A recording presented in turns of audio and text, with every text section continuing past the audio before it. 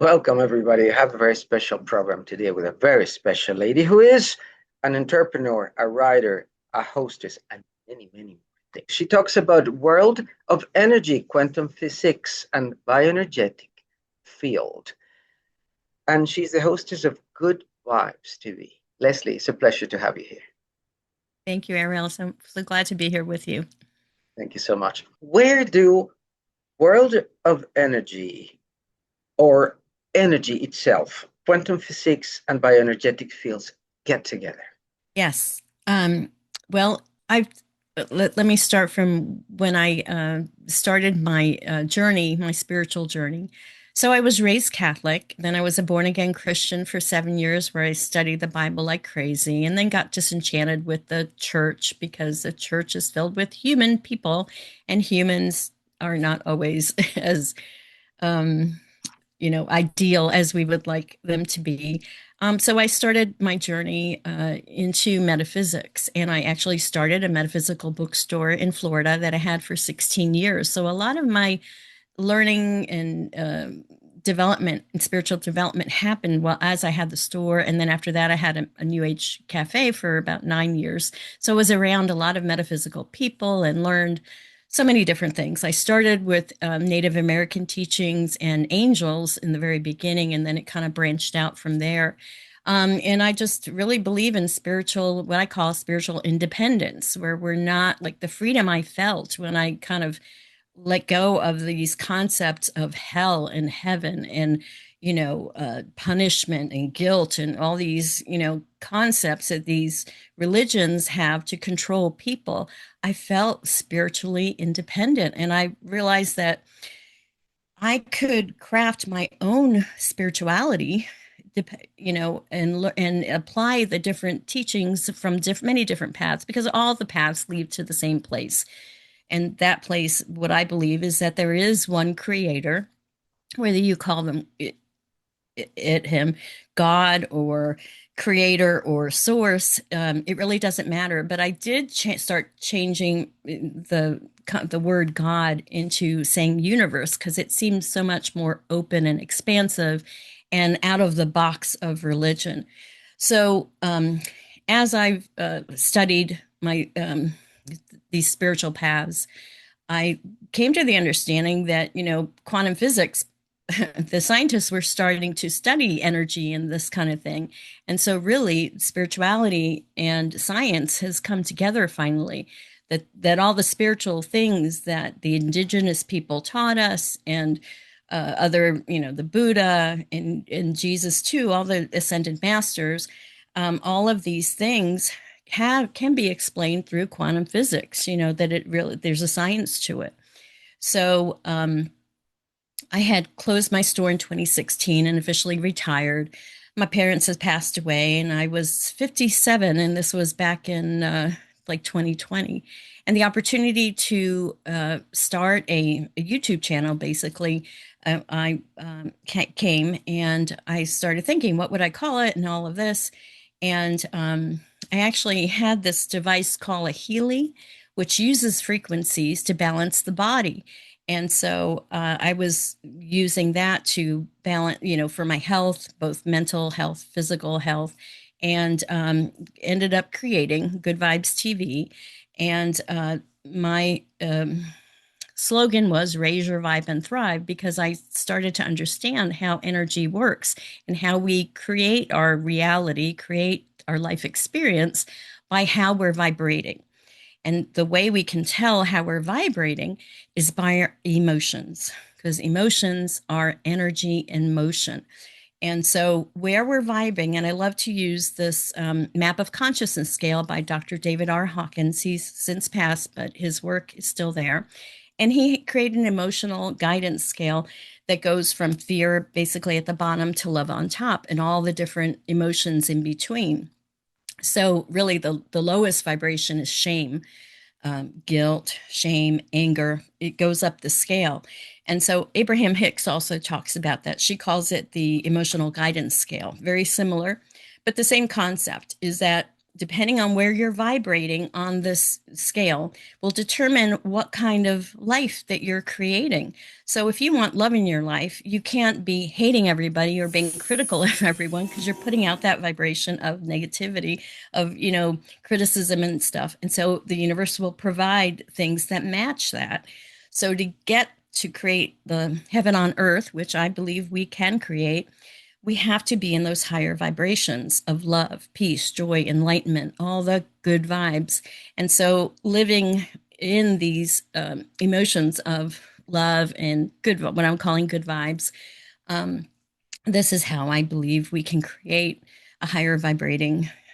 We're actually raising the vibration of the whole planet, because we do have an influence on other people just through our energy. As we're holding the light, that's raising everybody's vibration.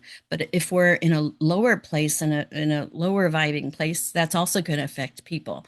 So my slogan that I came up with for this show is "Raise Your Vibe and Thrive," and it's been, gosh, 6 years so that I've been working on this project, and learning a lot, and a lot in the world has changed as well. Yes, yes.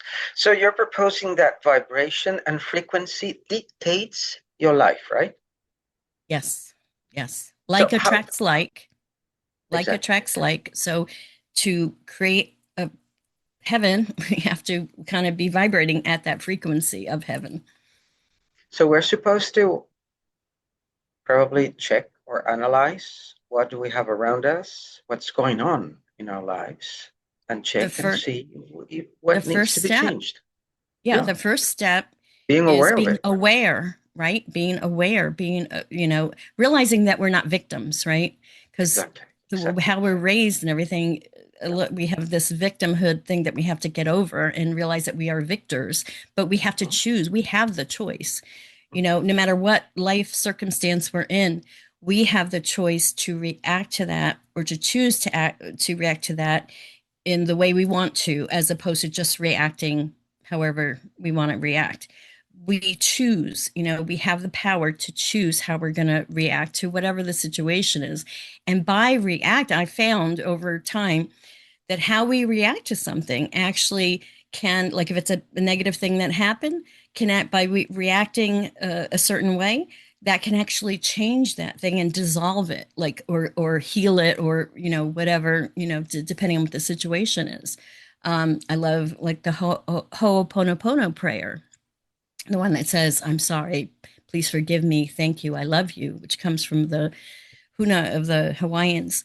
But this, and we really do have the power to change and create our reality in our world. We just have to know it, number one, and then actively throughout the day be aware, what am I feeling right now? Am I in a lower vibration? And if I am, okay, accept it, acknowledge it. If there's some processing that has to do, because if we're fearful or grieving, for instance, we can't, you don't want to stuff the feelings down. We want to express them. We want to let them flow through us like a cloud going across the sky. Express those things so it's out of our system, and then we can go back to our normal state, which is that loving, beautiful state that we all have the capability of being in. And that's our true natural state. Just like when you see a baby, they emit joy and love, that's our natural state. And how important it is every time we're going to open our mouths to see if we're constructing with it. Because one thing is to express what we're feeling, and something else is to think how we express it properly. So we can say what we need to express, or how we need to say things, but wisely. That's two worlds apart for sure. So another step, I would say, from what you said, is accept our divinity. Because things happen from within, and we must accept it for sure. And something else that I liked and I love Ho'oponopono is that when you see things through humbleness and love, that itself changes the frequency and also the vibration. What do you think about it? Absolutely. Yeah, love is the ultimate state, I think, to strive for. And actually, gratitude is Mhm. like one of the easiest ways to get there. When we're in a state of gratitude, being grateful for whatever it is in our life, even if it's a seemingly problem, still be grateful for it. As we encounter things in life, we have the choice to react to it. So if it's something negative that we don't want, on a certain level, we attracted that situation to us as a reflection. It's something there for us to learn or to be aware of. I mean, it could just be that, okay, I'm not in a good space right now. I need to clear whatever out and raise my vibration, get to a better place. Because if I stay in that funk, things are only going to get worse. So now, as soon as I dip down into a negative emotion and stuff, I try to work on it right away so I can get back up to the high vibrations, because we don't, it's where we're living. What energy mix are we living in? That's going to determine what kind of life we create, because we are creators. So, that's important to And realize. when you started learning about these things and stuff, was it did such a thing made you understand who the ETs were, or that made you comprehend a little bit clearer? Because I see people stumbling, and when we talk about ETs and stuff like that, they look at you like, ah, you believe in that, or don't you know who they are? And I go like, okay. But the thing is, what made you understand who they are and accept them also? Right. And let me start to say that I'm a believer. I'm not an experiencer yet of the ET phenomenon. I've seen some things and all, but to me, an experiencer is someone who really has a relationship, like a channeler, someone that works with the ETs, just like we do our spirit guides or our angels, same kind of thing. As I was doing my studies, as I had my store and stuff, I really didn't get too much into the ET phenomenon.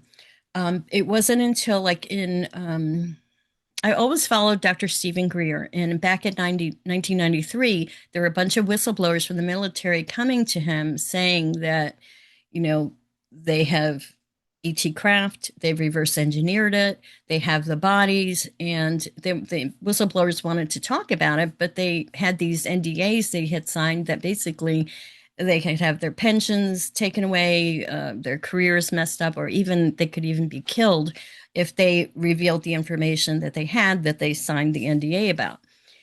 So Dr. Steven Greer has been on this since 1993. So as I followed him, I learned more about it.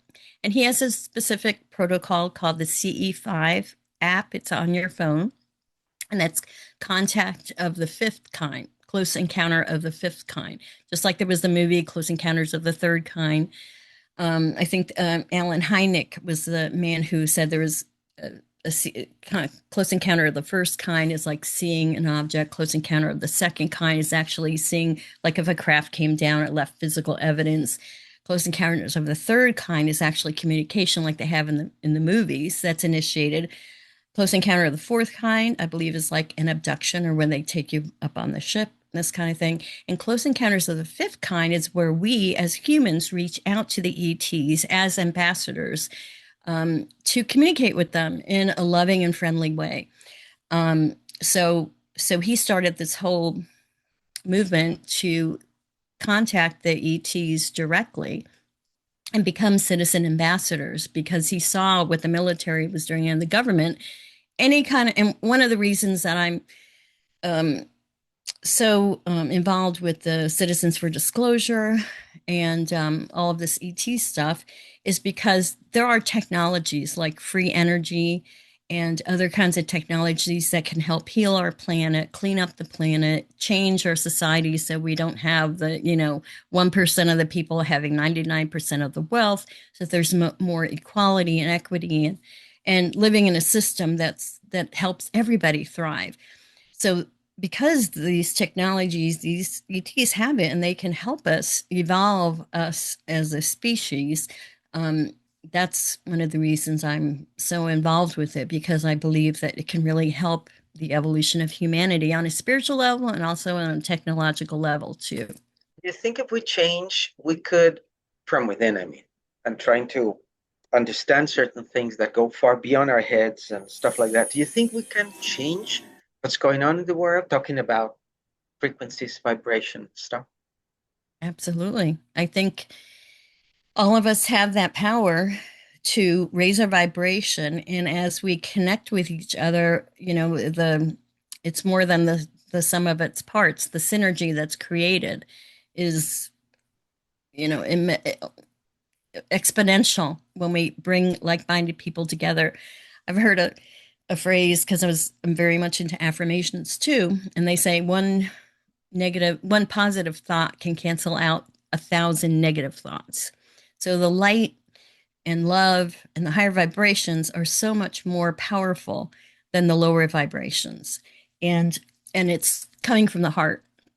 The Heart Math Institute is a great organization that also has an app where you can um, uh, meditate, and it senses your global, no, your heart rate, heart variable, HRV, I think, heart rate variability, and it senses your coherence between our brain and our heart. It's important to have those in alignment and having coherence, which is basically balance, as opposed to chaos, right? When we connect our brain and our heart in meditation, and become at peace, we're just so much more powerful, and we can send out that coherent frequency out to the planet, and it raises everybody's vibration. When there's, the Maharishi effect, when 100 people got together in a city and meditated together for love and peace, they saw quantitatively that murders went down, violence went down, in that particular city. So we definitely have a an influence on our society, on our fellow man, on our planet by what we do inside. And that's our responsibility. Grow people's consciousness, beginning from within, of course, is one of the tasks that we have. What message has generated the most resistance from your audience? I mean, I'm trying to think of a post I put there about like Citizens for Disclosure on Facebook. I'm one of my local, because I'm in North Carolina right now, and it's the Bible Belt, the South. So there's a lot of people that follow Christianity, and the Bible says certain things, or people interpret that it says certain things about ETs, and some of the terminology, people think that, oh, they're demons, and they don't even deal with them. And I think that's very closed-minded. So if any resistance, people quoting the Bible to me about things regarding ETs, and basically that they're demons and not to mess with them. And I disagree with that. I don't believe any of that's true. I mean, yes, I believe they're demons existing, but again, to call them in, they can only be around a lower vibrating person. If you raise your vibration and you're in the higher vibration of love and peace and joy and gratitude, they can't mess with you, because it's like fire. It's like fire to them. It hurts them. They can't be around that energy. So the higher that we can raise our vibration and the longer we can be in that state, those negative things can't even touch you. And then you'll only be bringing other things from the universe that match that energy. And They so, cannot stick around, for sure. no, no.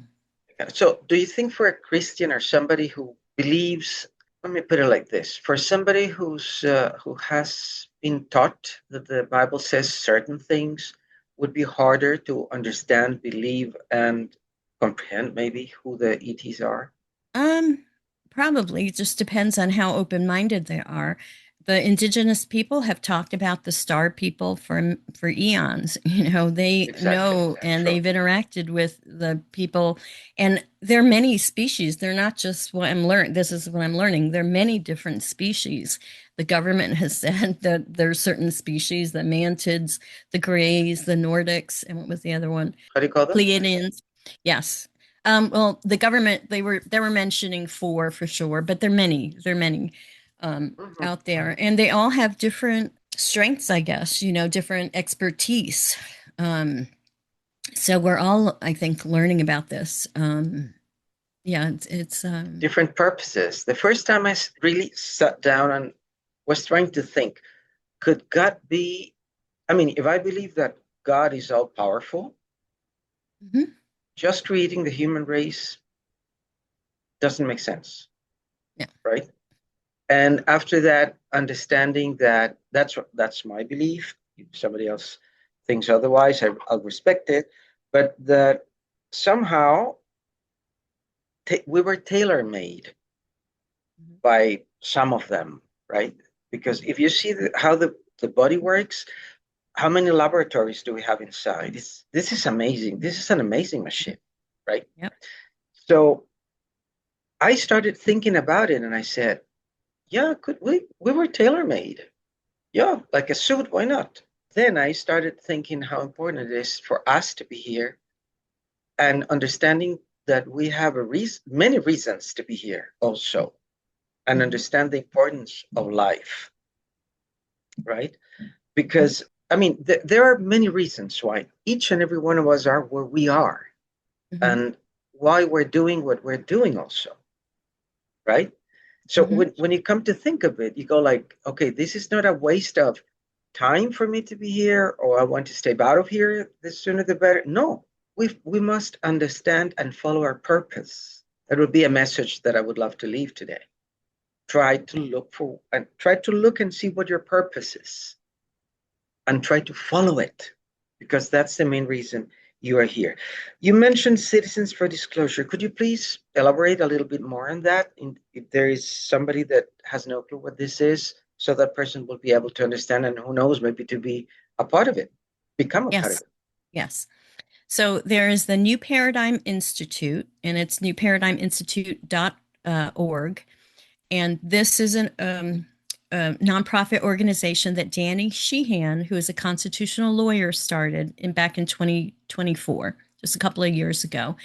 And he is the one that was behind the Iran Contra controversy, the Pentagon Papers, all these big cases, this Karen Silkwood case with the nuclear 3 Mile Island putting pollution into the rivers. He had fought all of these things over the years, and now he has um, started this New Paradigm Institute to help us as a society kind of become aware of and understand this UAP disclosure. He specifically created this citizens group called Citizens for Disclosure, which is part of the New Paradigm Institute.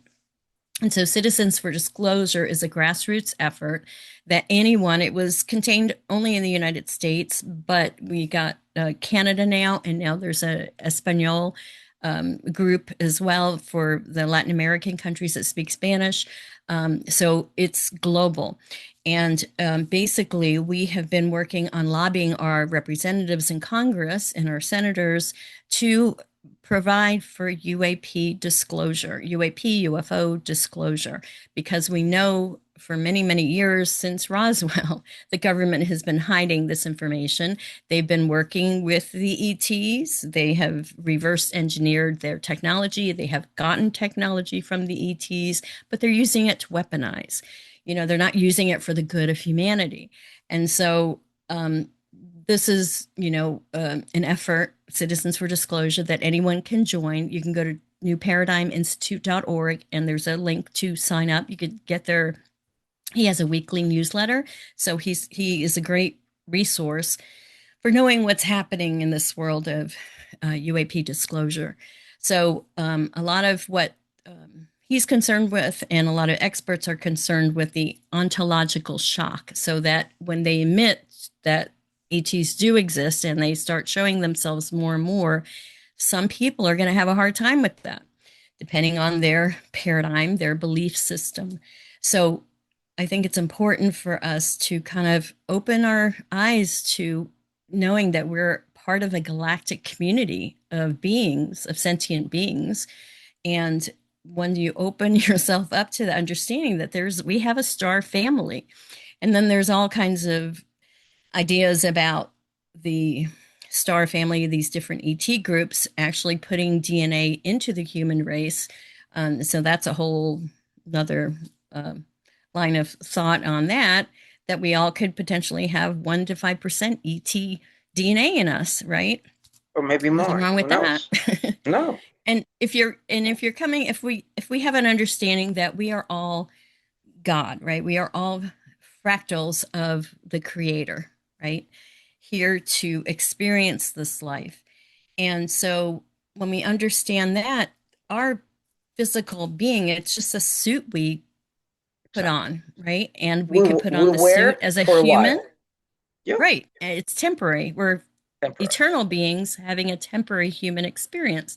Well, we can also have experiences, ET beings too. They're just spirits too. They're just parts of God too, having their experiences in ET, Absolutely. Yeah. costume or suit. Yeah. So when you look at it that way, it then the idea of fear of death, which is like the big one, I feel like I've overcome or accepted, because to me, death isn't death, it's a new beginning into another realm. Of exactly what that is, I don't know. With so many near death experiences and just people channeling information about how it works, I believe that, this is a temporary experience, but spirits are eternal. So there is no death. So we don't have that to worry about or be fearful of. And then that frees us up to just, you were saying about following our passion. And I love what Bashar, who is channeled through Daryl Anka, he has I think, 5-step system. But one of the big things is follow your passion, follow your heart. What makes your heart sing? That is your purpose. So, like when I do my Good Vibes TV show or I help with Citizens for Disclosure, I'm in the zone. I feel like this is my purpose. I'm helping to get the word out. I'm helping people to understand this bigger picture of us as humans claiming our galactic citizenship and really thinking from a bigger perspective. One thing that I tell my people is look for as many information as you want, as long as you do your inner work. Mhm. Because if you get filled with information, I don't recommend you to do that. Okay, so try to do your work, do your stuff, look for your galactic family, look for whatever you want to look for, learn about it, why not? But do more than just eating or getting yourself stuffed with information. How do you how did you combine all your beliefs with this new stuff you were learning? Was it easy? Was it difficult? Did you face a lot of trouble within yourself? Yeah, I had the original like fear, you see the little gray ETs and it's immediately like a fear reaction because they're so unknown and we've been kind of trained to kind of fear them. So as I become more familiar with the concept of it and understanding people's different interactions, I've interviewed different experiencers, and they've all been positive experiences that they've had with the ETs. And again, the ETs are coming from a loving place, a place of love, a place of higher vibration, a place of wanting to help us evolve, not something, scary. Um, so for me, meditation, doing the inner work absolutely is so important. Connecting to the inner source, and we have to digest and process. I love to journal as well. Journaling is kind of my way of kind of my therapist in a way to get my thoughts out of my head so I can kind of clear that stuff out and just be an open vessel. And I feel like I've always followed, I talk to spirit, I talk to God. I like to use the term great spirit, like the Native Americans use, and ask for guidance, every day. I guess in the beginning, I was learning how to create my life and applying the metaphysical principles, as to how to create life, by matching our intention of what it is that we want. Um, but then after a certain place where all my basic needs are met, then it's like that question of, okay, what am I here to do? What's my purpose? How can this life bring the most good to the world. And I guess that's my measure. That's my goal. You know, how can I be of service? How can I help? And I just always in that conversation with spirit, to give me guidance, and I'll get different, you know, whether it's a thought, a nudge, a sign, a physical sign, a message from somebody that I'm talking to. If we're open to it, we have to open and listen. Spirit will talk to us. And it's a matter of trusting what we get, you know, too, not, you know, poo-pooing it, you know, or saying, oh, that was just my thought. You know, it's like we get to a place of trusting the information that we get from spirit, whatever way that Absolutely. is. I like using oracle cards too. Sometimes I'll do that. So it just, you know, it just depends. But going within, meditating, connecting with spirit, getting that guidance directly, Absolutely. because we're all sovereign beings, you know, we're all captains of our own ship. Or even from a movie, you're thinking about something and somebody says Yeah. something and you go like, let's connect dots together. That works. Yep. That really works. My dear Leslie, what would you like to leave us with? Oh, I guess love is always the answer. No matter what the question, love is always the answer to get to that place of loving ourselves and other people. That's like the best, you know, place to be. So to be open to love and to love, and our energy from our heart is so powerful that we can change the world with it. So I guess that's my message. It's You love. made me remember one of the most beautiful songs I have ever heard from Whitney Houston. The greatest love of all is happening to me when I learn to love myself, when I pay attention to me, you know? Mhm. Sometimes we tend to live automatically and we're not paying attention to ourselves. So stop looking out It's for not outside, it's inside. stop and try to do not look outside that much. Try to start from yourself. Thank you so much for your time. Thank you so much for being here, Leslie, sharing Oh, with us in Reconnecting Souls. And what else could I say? Like, subscribe. Let us know what you think about this. What do you think about ETs?